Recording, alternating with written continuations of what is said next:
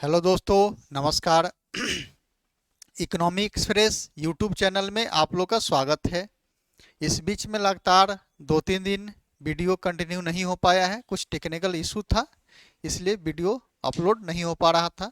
अब हम लोग फिर से कंटिन्यू करते हैं। और जैसा कि आप लोग बोर्ड पे देख पा रहे होंगे कि Bretton Woods twins and US control, इसका सिंपल मैं पहले मतलब बताना चाहूँगा कि जो दो अंतर्राष्ट्रीय संगठन है जिसमें चर्चा इसमें की गई है, एक आईएमएफ की बात की गई है और एक वर्ल्ड बैंक की बात की गई है। इस दोनों अंतर्राष्ट्रीय संगठन को जुड़वा बहन भी कहा जाता है और उसी जुड़वा बहन को यहाँ पे ट्विंस शब्द से चर्चा किया गया है, ट्विंस शब्द के रूप में इसकी चर्चा की गई है। मुख्यतः इसमें बातें ये कही जा रही है कि पूरे वैश्विक मंच पे इस बात की चर्चा हो रही है कि जो आईएमएफ है और वर्ल्ड बैंक है, यह दोनों जो अंतर्राष्ट्रीय संगठन है, इस अंतर्राष्ट्रीय संगठन में किसी भी प्रकार का जो डिसीजंस लिए जाते हैं, उस डिसीजंस लेने के लिए एक मत निर्धारित किया गया है, वोटिंग पावर्स निर्धारित किया गया है कि किसी भी प्रकार के निर्णय के लिए कितना प्रतिशत देशों का वोटिंग्स पक्ष में होगा, मत पक्ष में होगा, तब कोई भी निर्णय लिया जाएगा। जैसे कि अभी पिछले दिन हम लोग चर्चा सुने थे, पेपर का मुख्य न्यूज रहा था कि पाकिस्तान आईएमएफ के पास लोन के लिए गया था और भारत यह बात की चर्चा कर रहा था कि हम आईएमएफ में पाकिस्तान का विरोध करेंगे। और उस विरोध के पीछे भारत का अपना तर्क था कि पाकिस्तान आईएमएफ से कर्ज लेकर के उस पैसे का प्रयोग आतंकवादी गतिविधि को बढ़ावा देने में यूज करेगा। जब हम आईएमएफ और वर्ल्ड बैंक की बात करते हैं तो यह दोनों जो संगठन की स्थापना हुई है, यह मुख्यतः सेकेंड वर्ल्ड वार से जो देश तबाह हुआ था, उस तबाही से बाहर निकलने के लिए यह दो अंतर्राष्ट्रीय संगठन की स्थापना की गई थी। और इसकी स्थापना जो हुई थी तो ब्रेटन वुड्स एक जगह है, उसी जगह पे एक सम्मेलन हुआ था। उसी सम्मेलन में यह बात उभर के आई कि दो अंतर्राष्ट्रीय संगठन बनाया जाए, जिस संगठन का मुख्य उद्देश्य होगा विश्व युद्ध से तबाह हुए देशों को बाहर निकालना। तो जो दोनों संगठन बना है, दोनों संगठन का अलग अलग स्पेसिफिक उद्देश्य है। अब जैसे आईएमएफ की बात करते हैं तो आईएमएफ जो है सदस्य देशों को, अगर उस देश में फिनेंशियल क्राइसिस होती है तो उस वक्त वह वित्तीय मदद करता है। जबकि विश्व बैंक की बात करते हैं तो विश्व बैंक जो है यह केवल विकासात्मक कार्यों के लिए वित्तीय सहायता प्रदान करता है।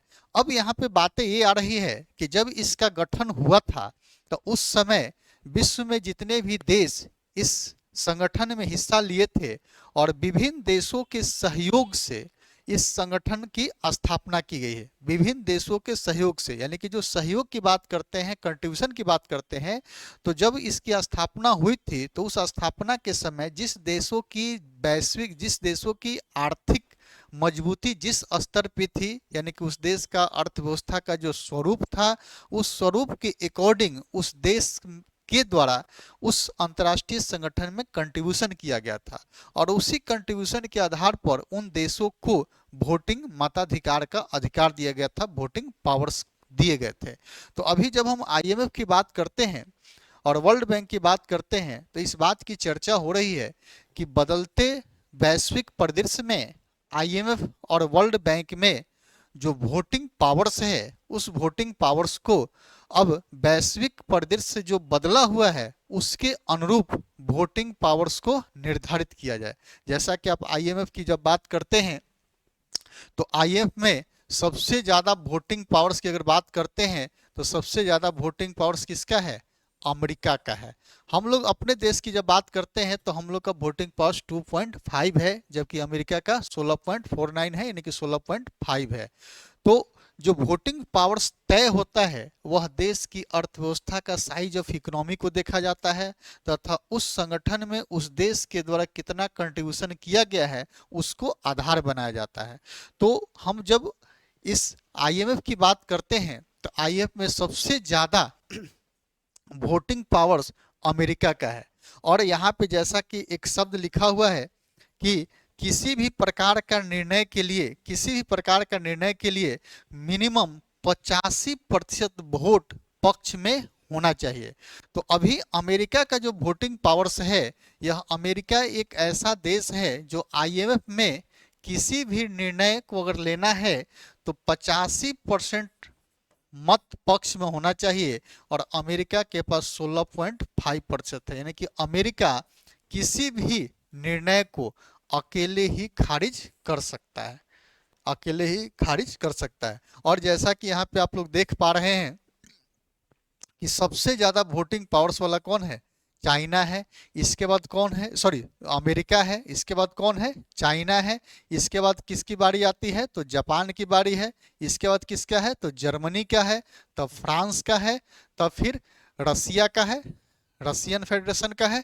और उसके बाद फिर यूके की बात आती है। यानी कि मेरा ये कहना है कि पूरे आईएमएफ में जो ये महत्वपूर्ण देश है, इस महत्वपूर्ण देश में पूरे आईएमएफ में जो वोटिंग पावर है उसका करीब करीब 45% ये 5-6 देशों के पास इसका शक्ति है। तो यहीं पे बातें हो रही है। अमेरिका के राष्ट्रपति जो है उनका द्वारा कहा जा रहा है कि अगर इस अंतर्राष्ट्रीय संगठन में किसी भी प्रकार का अगर परिवर्तन होगा तो ऐसा परिवर्तन होना चाहिए जो अमेरिका के पक्ष में हो, यानी कि अमेरिका को उससे फायदा हो। यही मुख्यतः आज हेडिंग लाइन है। और यहीं पे कहा गया है कि the US will not withdraw from the IMF and world bank. यानी कि ये बात जो चर्चा हो रही थी कि यूएस कहीं आईएमएफ से और वर्ल्ड बैंक से विड्रॉ कर लेगा, अपने को यानी कि बाहर निकाल लेगा, लेकिन यहाँ पे स्टेटमेंट है कि नहीं, यूएस विड्रॉ नहीं करना चाहता है। Only wants to them to be reform in ways favourable to US. यानी कि वो कहता है कि इसमें जो रिफॉर्म होगा वह रिफॉर्म ऐसा होना चाहिए कि जो भारत जो अमेरिका के फेवर में हो।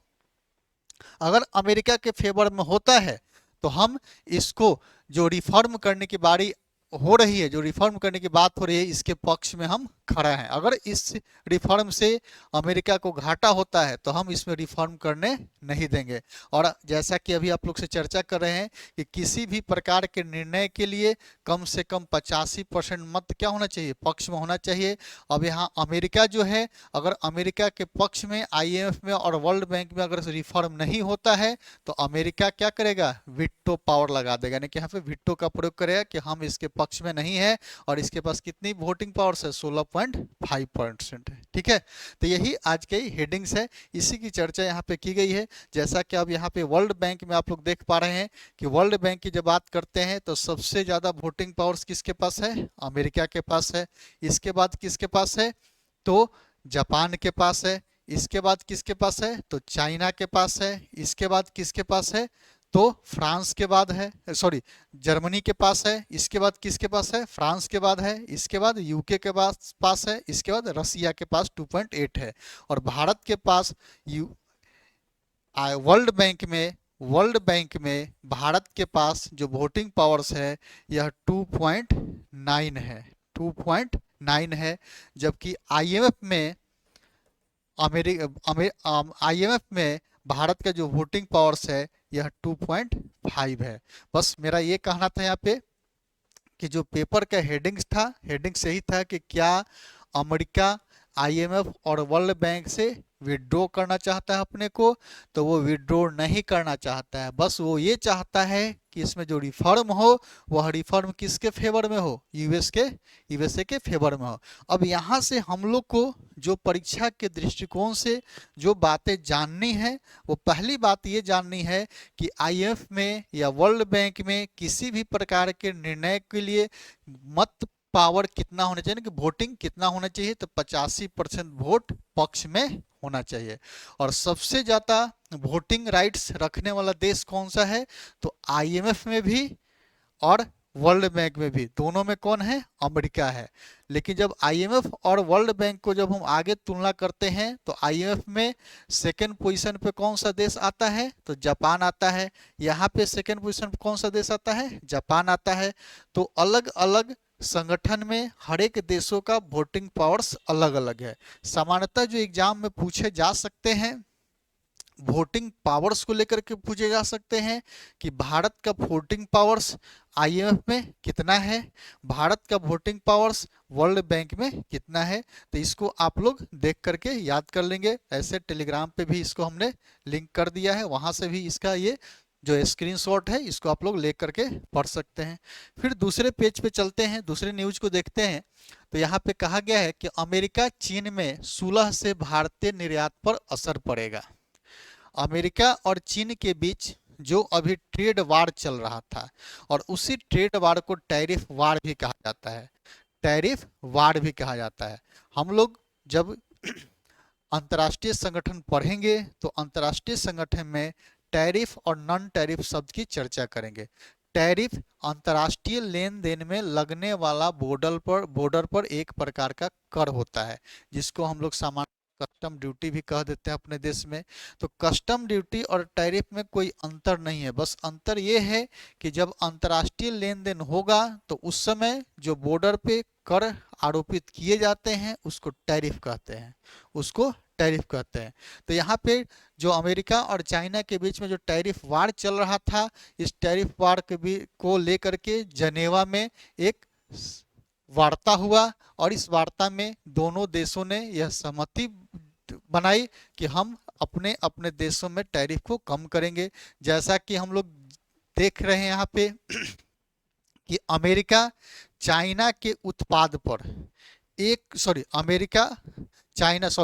अमेरिका चाइना के उत्पाद पर 145% टैक्स लगा रहा था, जबकि चाइना अमेरिका के उत्पाद पर 30% के आसपास टैरिफ लगा रहा था। लेकिन ये दोनों के बीच में टैरिफ जो वार चल रहा था, इस वार को लेकर के सहमति बन गई है। अब सहमति बनने से भारतीय निर्यात पर असर पड़ेगा। ये कैसे? तो जब चाइना के उत्पाद पर अमेरिका टैरिफ लगा रहा था तो अमेरिका भारत से आयात ज्यादा कर रहा था, क्योंकि भारत का जो वस्तु था उस वस्तु पर अमेरिका टैरिफ 10% लगा रहा था। ठीक है, तो उससे भारत का निर्यात क्या हो रहा था? बढ़ रहा था। अब जैसे ही दोनों देशों के बीच टैरिफ जो वार था उसमें कमी आई, तो अब जो भारत से जो अमेरिका के लिए वस्तु निर्यात होता था वह अब निर्यात कहां से होगा? चाइना से होगा। यानी कि इससे भारत के निर्यातकों पे क्या होगा? असर पड़ेगा, और असर पड़ेगा तो इससे हमारा निर्यात क्या होगा? कम होगा। जब निर्यात कम होगा तो हमारा जो बैलेंस ऑफ ट्रेड है जो अभी हमारा सरप्लस था, जैसे अमेरिका के साथ सरप्लस था, ये अलग बात है कि चाइना के साथ निगेटिव था, पूरे विश्व के साथ हमारा बैलेंस ऑफ ट्रेड क्या था? निगेटिव था। तो जो निगेटिव था उस निगेटिव में जो दिन प्रतिदिन कमी हो रही थी मेरा निर्यात बढ़ने की वजह से, वह पुनः फिर क्या होगा? बैलेंस ऑफ ट्रेड डेफिसिट में क्या होगा? बढ़ोतरी होना शुरू होगा। तो इसी को पेपर ने हेडिंग लाइंस बनाया है कि US China agree on major tariff reduction for 90 days, यानी कि 90 डेज के अंदर में अमेरिका और चाइना के बीच में जो टैरिफ वार चल रहा था इस टैरिफ वार को रिड्यूस करने की बातें कही गई है। तो ये मुख्यतः दो शब्द थे, एक हम लोग अभी चर्चा किए कि Bretton Woods twins and US control के बारे में, और दूसरा एक था टैरिफ को लेकर के। ठीक है, इसी प्रकार अब हम लोग फिर नेक्स्ट जो पेपर का न्यूज आएगा उससे संबंधित कुछ बात को हम लोग चर्चा करेंगे। Thank you.